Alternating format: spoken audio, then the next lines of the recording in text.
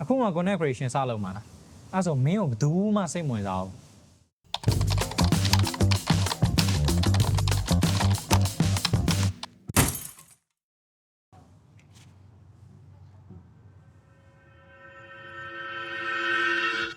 ခဏလေး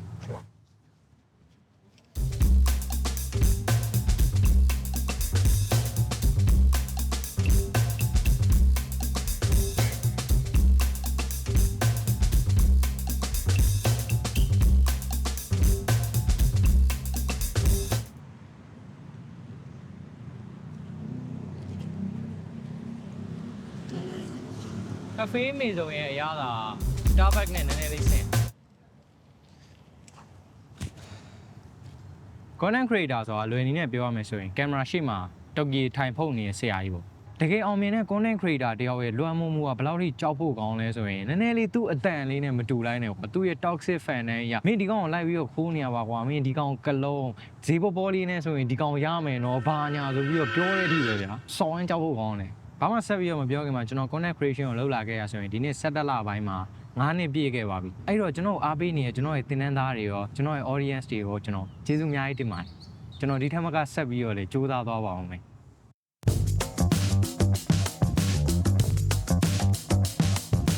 ဘယ်လောက်ထိပဲအောင်မြင်တဲ့ content creator တယောက်ဖြစ်နေပါစေအားလုံးကတော့ audience နေရာကနေလာခဲ့ကြရတော့ပဲလူတိုင်းမှာကိုအားကြတဲ့ content creator ကြီးတွေဆိုတာတစ်ချိန်ကရှိခဲ့ပါတယ်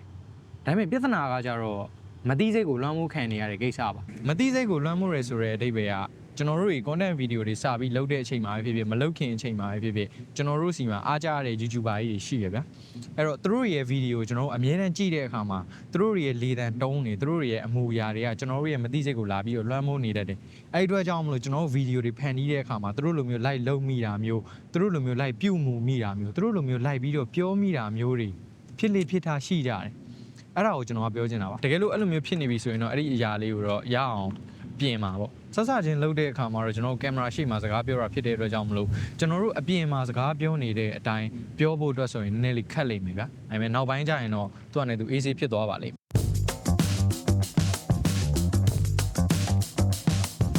content creator တွေဆိုတာကတကယ်တမ်းပြောရမယ်ဆိုရင် social media platform တွေမှာ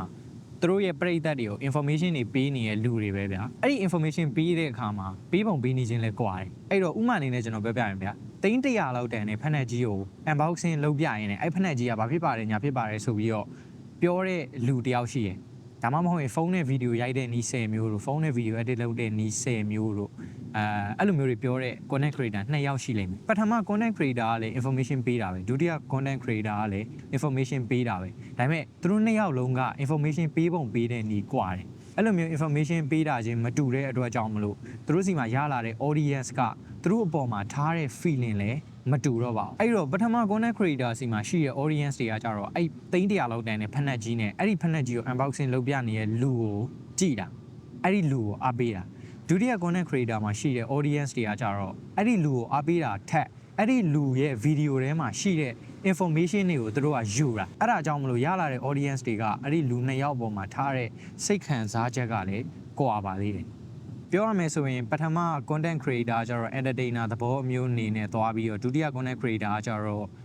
knowledge sharer အနေနဲ့သွားတယ်ပေါ့အဲ့တော့ကိုကဘယ်လိုမျိုး content creator တယောက်လုပ်ချင်တာလဲဆိုတော့စဉ်းစားပြီးလားတကယ်လို့မစဉ်းစားခသေးဘူးဆိုရင်တေချာလေးစဉ်းစားကြည့်ပါနောက်ထပ်ကျွန်တော်အပိုအနေနဲ့ဒီမှာထပ်ပြီးပြောချင်တာကကျွန်တော်တို့က content creation ကိုစပြီးလုပ်တော့မယ်ဆိုရင် content creator နေရာကနေမနေဘဲနဲ့ audience နေရာကနေလည်းနေသင့်ပါတယ်ကျွန်တော်တို့ရဲ့ audience တွေကဘာကိုလိုချင်နေရလဲကျွန်တော်တို့ရဲ့ audience တွေကဘယ်လိုမျိုး video တွေကိုပိုကြိုက်လဲကျွန်တော်တို့လည်း YouTube အမြဲတမ်းကြည့်နေခဲ့ကြတာပဲဗျာအရင်တော့အဲ့တော့ကိုက content creator စပြီးလုပ်တော့မယ်ဆိုရင်အဲ့ creator နေရာကနေပဲမနေဘဲနဲ့ audience နေရာကနေလည်းဝင်ပြီးတော့နေကြည့်ပါ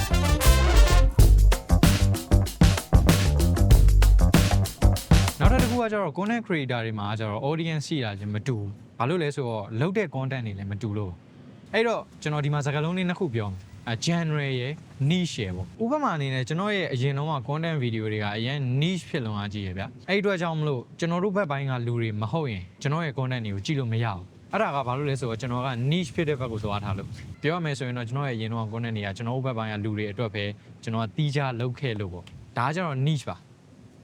လေရန်တိုက်တယ်ဗျာစားပြီ နောက်ထပ်တစ်ခုကကျတော့ general audience ကို target ထားတဲ့ content တွေပေါ့ပြောရမယ်ဆိုရင်အဲ့ content တွေကကျတော့လူတိုင်းကြည့်လို့ရတယ်ဗျာကလေးကအစလူကြီးအဆုံးလူတိုင်းကြည့်လို့ရတဲ့ content မျိုးအစားတွေပါဥပမာအနေနဲ့ဟင်းချက်တာမျိုးတွေတို့ဒါမှမဟုတ်ရင်တခြားဒီဖုန်းနဲ့ဗီဒီယိုရိုက်တဲ့ဟာတွေ knowledge ပေးနေရမျိုးတွေတို့အဲ့ဒါတွေကကျတော့ general audience ကို target ထားတဲ့ content မျိုးစားတွေဗျာအဲ့နှစ်ခုကဘာကွာလဲဆိုရင်ပထမဆုံးအနေနဲ့တိတိတတ်တာပြောပါဆိုရင် general audience ကို target ထားတဲ့ content တွေက follower ပုံများတယ်ဗျာ niche audience ဘက်ကို target ထားတဲ့ content တွေကကျတော့ follower ရတာနည်းတယ်ပေါ့ပို့ပြီးတော့ကြာတိဆောက်ရတယ်အဲ့ဒါကကျတော့အဓိကကွာခြားချက်ပေါ့နောက်ထပ်တစ်ခုကကျတော့ general audience ကို target ထားဖြစ်တဲ့အတွက်ကြောင့်မလို့ကိုယ့်ကိုအားပေးတဲ့လူတွေကလူပေါင်းစုံဖြစ်နိုင်တယ်ဗျာအဲ့အတွက်ကြောင့်မလို့ကိုယ့်ကိုဆဲမဲ့လူတွေလည်းရှိရယ်ကိုယ့်ကိုမုန်းတဲ့လူတွေလည်းရှိရယ်ကိုယ့်ကိုချစ်တဲ့လူတွေလည်းရှိရယ်ကိုယ့်ဘက်ကိုရက်တည်ပေးတဲ့လူတွေလည်းရှိရယ်အဲ့တော့ audience တွေကအများကြီးပဲniche audience ကကြတော့ပြောရမယ်ဆိုရင်တော့ကိုယ့်ဘက်အပိုင်းကလူတွေပဲဖြစ်တဲ့အတွက်ကြောင့်မလို့ကိုယ့်ရဲ့ဟာကိုလုံးဝနားလည်ပြီးတော့တကယ်ကိုစိတ်ဝင်စားတဲ့လူတွေများတယ်တချို့ကကြောက်လေကိုယ့်ရဲ့ content တွေကသူများရင်နဲ့စိမ့်နေရဆိုရင်တော့မှဘယ်လိုမျိုးအကောင်းဆုံးချပြရမလဲဆိုတော့စဉ်းစားပြီးတော့သူတို့ချပြနိုင်ကြရဗျာအဲ့တော့ဒါကကြောက်လူတွေရဲ့ psychology နဲ့နည်းနည်းလေးသွားပြီးတော့သက်ဆိုင်တာပေါ့အဲ့ဒီမှာ content creator တယောက်ရဲ့အောင်မြင်မှုဆိုတာစကားပြောသွားတာပဲ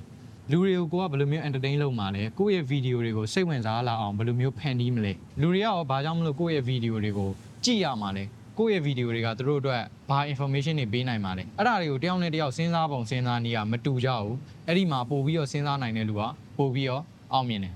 ဒါပါပဲအဲ့တော့ကိုကအခုမှစပြီးတော့ content creation လုပ်မယ်ဆိုရင်ကျွန်တော်ရှေ့ကပြောခဲ့တဲ့ဟာတွေနဲ့အခုအရာလေးကိုပေါင်းဆက်ပြီးတော့တခြားစဉ်းစားပြီးတော့မှ content တွေဖန်တီးကြပါ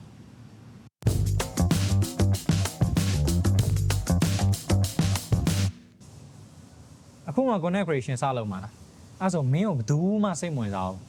အခုမှ content creation ကိုစလုပ်ပြီးတော့အားလုံးပဲမင်္ဂလာပါကျွန်တော်ကတော့ဘာကြီးပါကျွန်တော်ကတော့ဘယ်ရောက်နေပါဘယ်သူမှစိတ်ဝင်စားမှာမဟုတ်ဘူး audience တွေစိတ်ဝင်စားတာ main video ကနေပြီးတော့သူတို့ဘာတွေအကျိုးအမြတ်ရနိုင်လဲသူတို့အတွက် main video တွေကဘာအကျိုးရှိလဲအဲ့ဒါတွေကိုပဲသူတို့ကစိတ်ဝင်စားတာအဲ့တော့အခုမှ content creation စလုပ်ပြီးတော့ကျွန်တော်ကဘာကြီးပါကျွန်တော်ကဘာပါသွားလုံနေလဲအလကားပါပဲ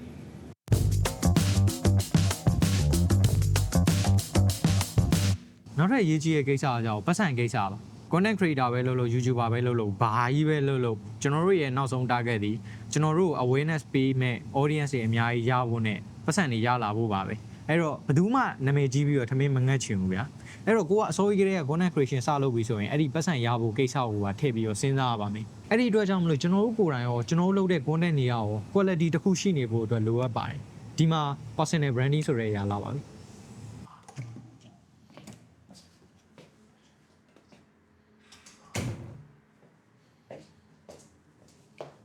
personal branding ကဗျာပြောရမယ်ဆိုရင်စကားလုံးလေးကသာလွယ်တာတကယ်တမ်းတော့လုပ်ဖို့အတွက်ရန်ခက်တယ်အဲ့ဒီအတွက်ကြောင့်မလို့ကိုကတကယ်ကို quality ကောင်းတဲ့ content creator တယောက်ဖြစ်ချင်တယ်ဆိုရင်တော့အဲ့ဒီ personal branding တက်ပါထည့်ပြီးတော့စဉ်းစားပါမဟုတ်ရင်ကိုယ့်စီကိုအရေးမရဖတ်မရအဲ့ slot game ကြော်ညာတွေပဲလာပြီးတော့ကြော်ညာအဲ့နေလိမ့်မယ်ဗျာအဲ့ဒီအတွက်ကြောင့်မလို့ကိုက content တွေဖန်တီးမယ်ဆိုရင်ကိုယ့်ရဲ့ personal branding ကိုမထိခိုက်စေမယ့် content တွေကိုဖန်တီးပါလို့ဗျာချကျွန်တော်ကတော့အားပေးတယ်အဲ့ကြမှာသာ content creation ကအဲ့လောက်ထိမလွယ်ဘူးဆိုတာသူတို့တွေသိလာကြမှာ